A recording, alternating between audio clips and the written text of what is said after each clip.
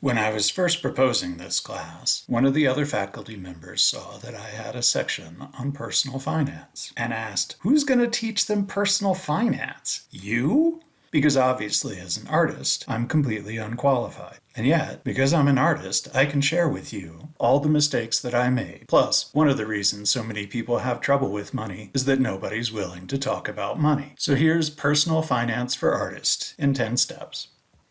First thing, save $500.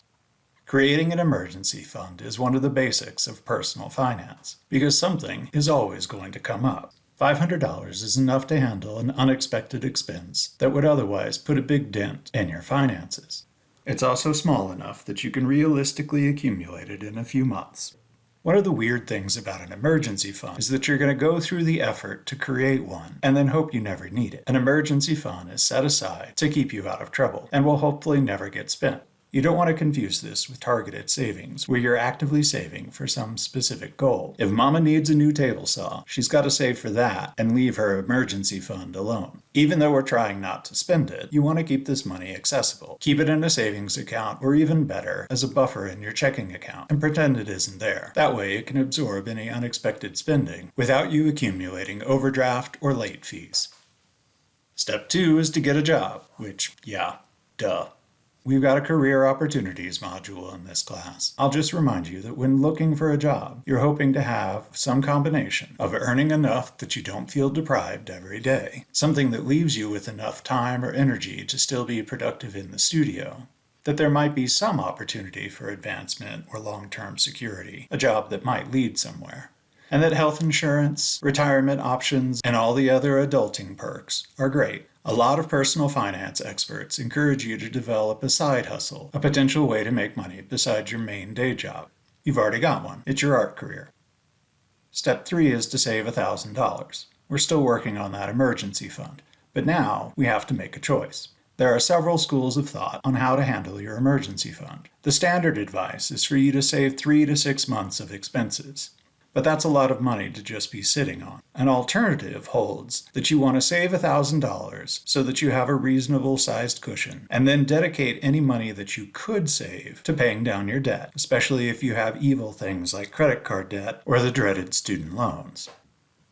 Your personal circumstances are what's going to help to determine which method you follow. A lot of it comes down to how secure is your job. If you have variable income because you're freelancing or are in a position that's especially vulnerable to the economic situation beyond your control, i.e. you might get laid off at any second, then leaning towards the 3 to 6 months emergency fund is a good idea.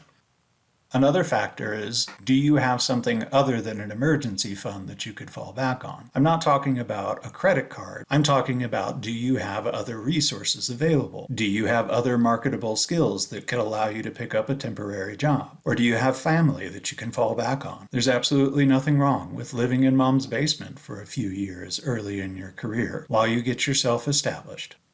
Also consider factors like your health. If there's any chance that your health might cause interruptions in your income or extra expenses, then you want to have a larger savings cushion. Conversely, if you have a lot of high-interest debt, it would be strategically smart for you to pay that down as quickly as you can, even if that means your emergency fund stays at $1,000 for a longer period of time.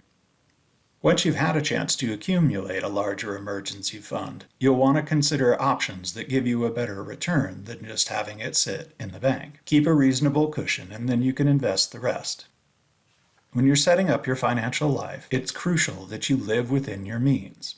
And everybody says that, but fewer people talk about how to actually do it. One book that I found really helpful is All Your Worth by Elizabeth Warren and Amelia Warren Taigi. They develop what they call the balanced money formula, where you divide your after-tax income into groups where 50% of your income covers your basic needs, 30% can be spent on wants, and the other 20% goes towards savings or debt. Depending on your circumstances, you might feel the need to adjust these numbers, but there are several things I think are really useful about this formulation.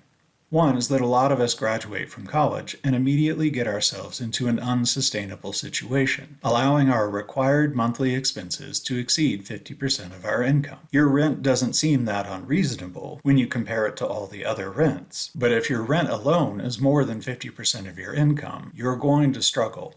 We're going to define needs pretty conservatively. It's things like your rent and your utilities, legal monthly contracts that you've already signed up for and can't get out of, and minimum debt payments. It's going to include the insurance that you have to have, like health, auto, and home, and food from a grocery store as opposed to from a restaurant. Transportation fits into a need, especially if you have to get to your job, but it's pretty easy to confuse a need with a want. I do need to have some way to communicate, but I don't need the newest, fanciest phone. Upgrading my current phone is a want, as is a high data plan. You'll see that I have a car listed with wants, even though I just said that transportation is a need. But you don't need a car, or at least you don't need a fancy car. I've got a bicycle that says you don't need a car at all. But the reason I wanted to highlight a car as a want is that a lot of times when people get their first regular full-time job, they immediately turn around and buy a car. Avoid the trap of signing legal papers that tie you to an expense that isn't required and might be too high.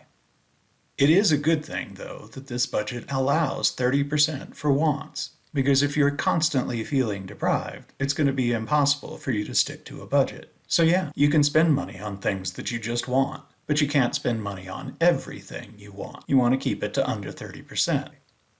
20% will go to savings or to pay down your debt. People like me, who are absolutely no fun, will switch the percentages for wants and savings. But you kids these days, you're still busy enjoying life. So I guess we'll keep it at 50, 30, 20.